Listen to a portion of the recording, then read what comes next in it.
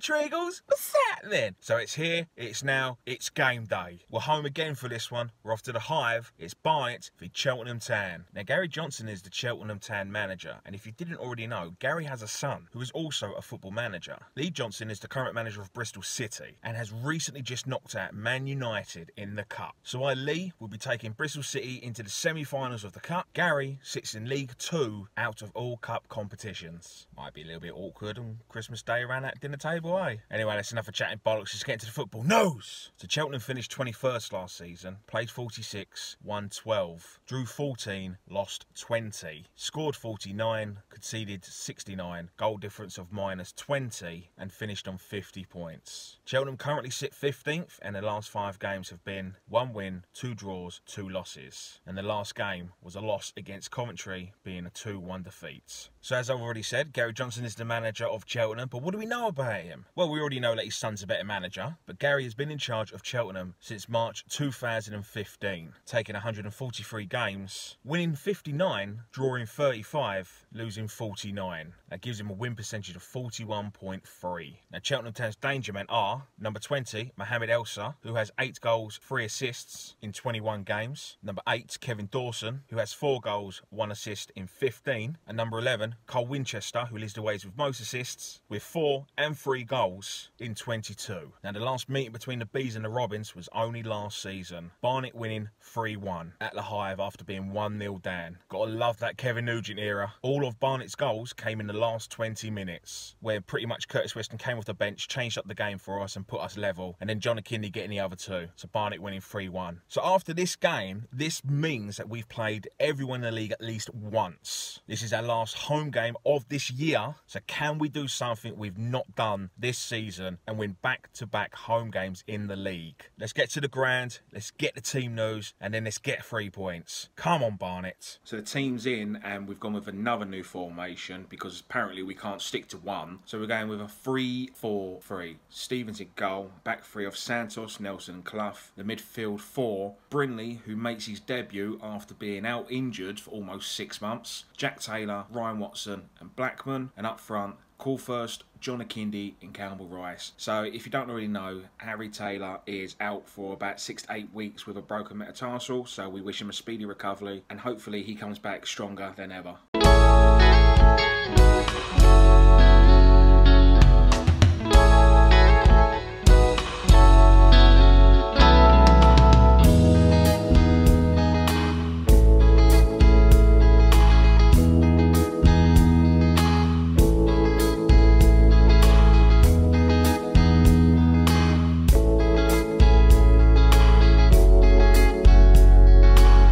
Almost 15 gone, it's still 0-0, but we cannot even get out our own half. At the moment, Cheltenham are controlling this game. They're winning every first ball and every second ball. Number 6 for Cheltenham, he's just winning everything, and at the moment, we can't identify that to put a man on him to stop that. Almost 25 gone. We are fucking shit. This is probably the worst football I've seen all season from us. Half hour in, they've scored. The way we were playing it was coming. 37 minutes played, Barnet 0, Cheltenham 2. It is literally like no one on that bench has got a fucking clock. I tell you what, credit where credit's due here. Cheltenham, that was nice work goal, and it pains me to say that Winchester just danced for our defence in that box. I'm laughing because I find it embarrassing to believe that this still continues. We ain't even turned up. Right, so it's half time and it's Barnet 0, it's Cheltenham 2. Apart from what I've already said as the game goes, we're fucking shit. We're second to every first ball, we're second to every second ball. I tell you what, that goalkeeper has worked his socks off today and he has earned his money. Oh no, wait, we haven't had a shot on fucking target. Far too many gaps in this midfield here, and we've just been shocking.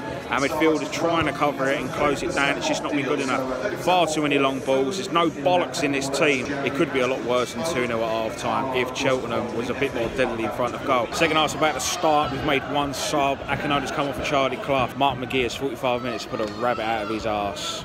25 minutes to go, we're still losing 2-0. The players just look like they've given up. There's no urgency, there's no one moving or nothing. How we've not got Valetti on just to give us a bit of pace and some different option, I don't know. This is just shit. The boys are giving up. I think they're all ready to pack up for their Christmas dinner. Last 20, still losing 2-0. No signs of a change, and it's just been let off after let off again. Cheltenham going through, and we've been lucky to get rid of the ball. Santos done well to get rid, and then Nelson straight after. Otherwise, they're through one-on-one with the keeper. Into the 90th, nothing has changed. We are dog shit. This has been a shower of shit. Cheltenham could have put this game to bed a lot earlier, but they haven't taken their chances.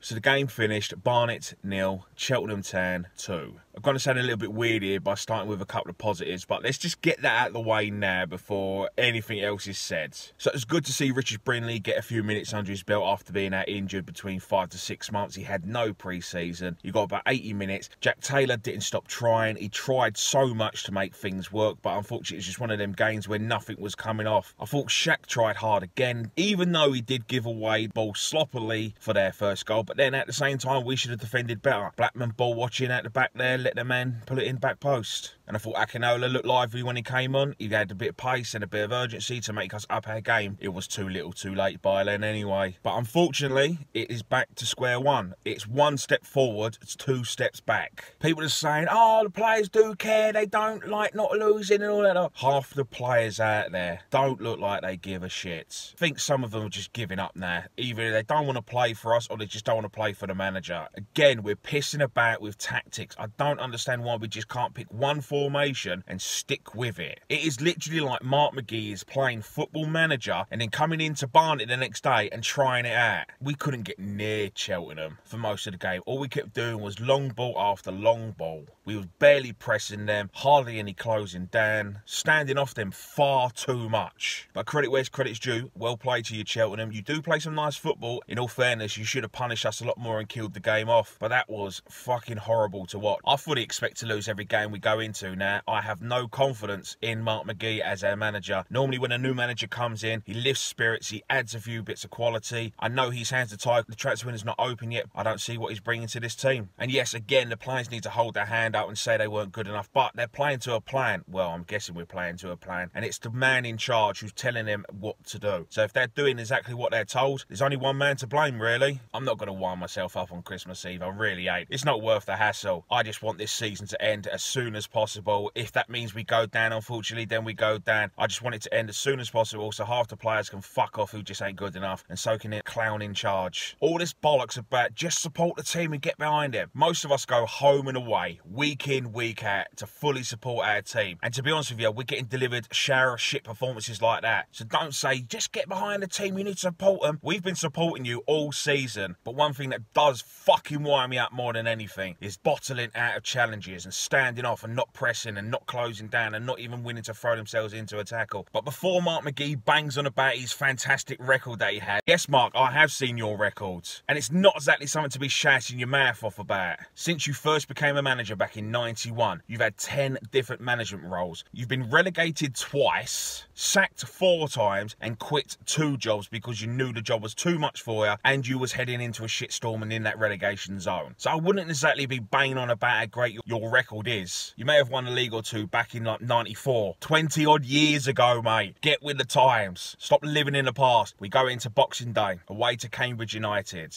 I just want to wish you all a Merry Christmas. I hope Santa brings you everything you want. I hope Santa brings me a new manager and some players with a fucking pair of bollocks in their pants so they can actually play some football for once. Oh, and if you think everything's all rosy at the club and I'm just exaggerating and making this up, here's Campbell-Ryce arguing with fans, fans arguing back, letting everyone know exactly how they feel right now about how this club is going. Merry Christmas, everybody! Make sure you like, subscribe, and leave any comments below. Follow me on Twitter, it's in the description.